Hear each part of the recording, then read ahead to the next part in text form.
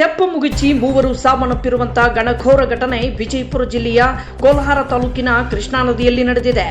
ಬೆಳಗ್ಗೆಯಿಂದ ಮೃತರ ದೇಹಗಳಿಗಾಗಿ ಶೋಧ ಕಾರ್ಯ ನಡೆದಿದೆ.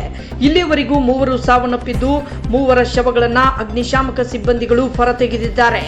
ನಿನ್ನೆ ದಿನ ಪುಂಡ್ಲಿಕ್ ಯಂಕಂಚಿ 35 ವರ್ಷ ಸಾವನ್ನಪ್ಪಿದ್ರು. ಇಂದು ಬೆಳಗ್ಗೆ ಸೈಯಬ್ ಚೌಧರಿ 42 ವರ್ಷ, ದಶರಥ್ ಸುಳೆಬಾಮಿ 44 ವರ್ಷ ಇವರ ಮೃತದೇಹಗಳು ಪತ್ತೆಯಾಗಿವೆ. ಇನ್ನು ಮೈಬೂಬ್ ಅಲಿಕಾರ್ 31 ವರ್ಷ, ರಫೀಕ್ ಜಾಲ್ಗಾರ್ 54 ವರ್ಷ ಈ ಇಬ್ಬರ ಮೃತದೇಹಗಳಿಗಾಗಿ ಶೋಧ ಕಾರ್ಯ ಮುಂದುವರೆದಿದೆ.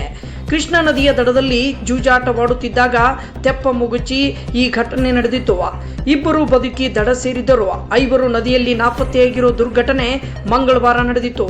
ಇನ್ನು ಬಿಜಾಪುರ, ಬೀಳಗಿ, ಜಮಖಂಡಿ, ಬಾಗಲಕೋಟೆ ಅಗ್ನಿಶಾಮಕ ದಳದ 25ಕ್ಕೂ ಹೆಚ್ಚು ಸಿಬ್ಬಂದಿಗಳು ಶೋಧ ಕಾರ್ಯ ಮುಂದುವರಿಸಿದ್ದಾರೆ. ಸ್ಥಳಕ್ಕೆ ಹಿರಿಯ ಪೊಲೀಸ್ ಅಧಿಕಾರಿಗಳು ಭೇಟಿ ನೀಡಿ ಪರಿಶೀಲನೆ ನಡೆಸಿದ್ದಾರೆ. ವರದಿ ಭರತೇಶ್ ಪಾನಕನವರ್.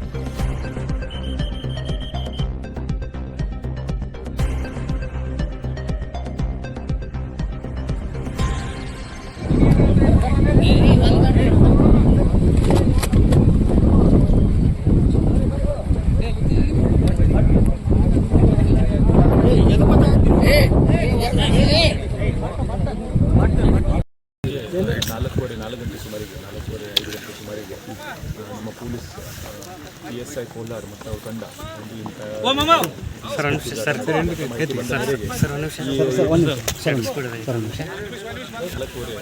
ನಾಲ್ಕು ಗಂಟೆ 5 ಗಂಟೆ ಮಧ್ಯವಧಿಯಲ್ಲಿ PSI ಕೋಲಾರ ತಮ್ಮ ಸಿಬ್ಬಂದಿ ಜೊತೆ ಈ ರೀತಿ ಯಾವುದೋ ಇಸ್ಪಿಟ್ ಜೂಜಾಟ ನಡೀತಿದೆ ಆ ಮಾಹಿತಿ ಮೇರೆಗೆ ಈ ಭಾಗದಲ್ಲಿ ಬಂದಿರ್ತಾರೆ.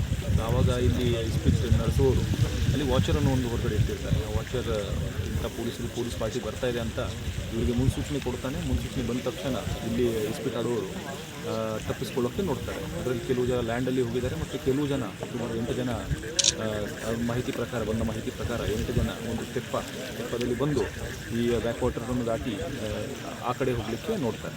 ಅದರಲ್ಲಿ ಸ್ವಲ್ಪ ಬ್ಯಾಲೆನ್ಸ್ ತಪ್ಪಿ ಅದು ಮುಳುಗಡೆ ಆಗಿರುತ್ತದೆ. ಇದರಲ್ಲಿ 2 ಜನ ಈಜಾಡಿ ತಡಕ್ಕೆ ಬಂದಿರ್ತಾರೆ ಮತ್ತು ಇನ್ನು 6 ಜನ ಅದು they suspect to B drowned. ಅದರಲ್ಲಿ ಒಂದು ಬಾಡಿ ಸಿಕ್ಕಿದೆ ಮತ್ತು 5 ಜನಕ್ಕೋಸ್ಕರ ಈಗ ನಾವು ಹುಡುಕಾಡ್ತಾ ಇದ್ದೀವಿ.